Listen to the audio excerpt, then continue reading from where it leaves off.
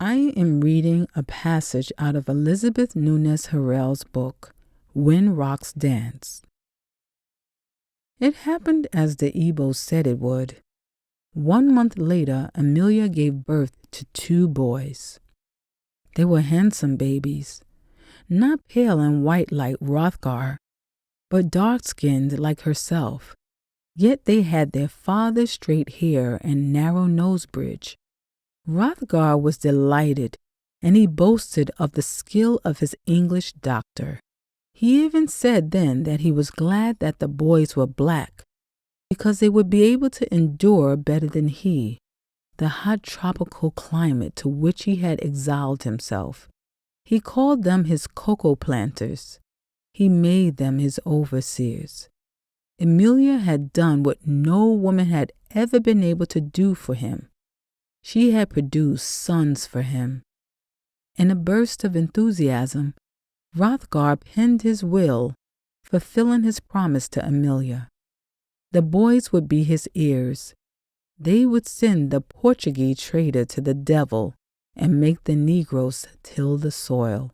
So proud was Hrothgar of his accomplishment and his future achievements that he did not notice then that Amelia never cuddled nor kissed those babies doomed to death, nor that she refused to feed them.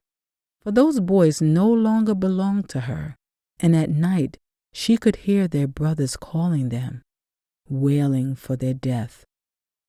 When the babies were 2 weeks old, Hrothgar visited the local chaplain, Father de Neves, and persuaded him to baptize the children on the following weekend.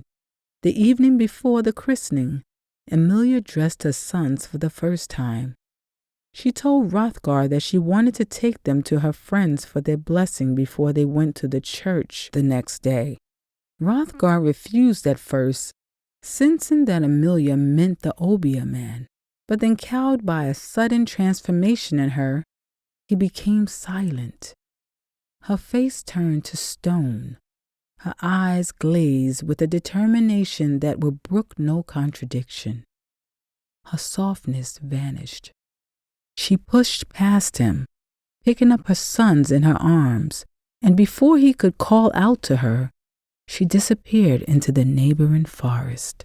That night, Hrothgar waited for Amelia in the darkness of his room. He didn't hear her when she entered the door, and before his eyes caught the outline of her shape, she was already bending over him, kissing his forehead. He didn't feel her hand either, as it slipped under his pillow, but when the tiny pouch she had brought with her reached beneath his head, a hot burning sensation flowed through his body, and he pulled her down on the bed toward him. In that tiny fraction of a second before his sperm entered her, he asked, "Where are my sons?" "Sleeping," she said, "sleeping with their brothers in the cocoa." Afterward, Hrothgar hated her.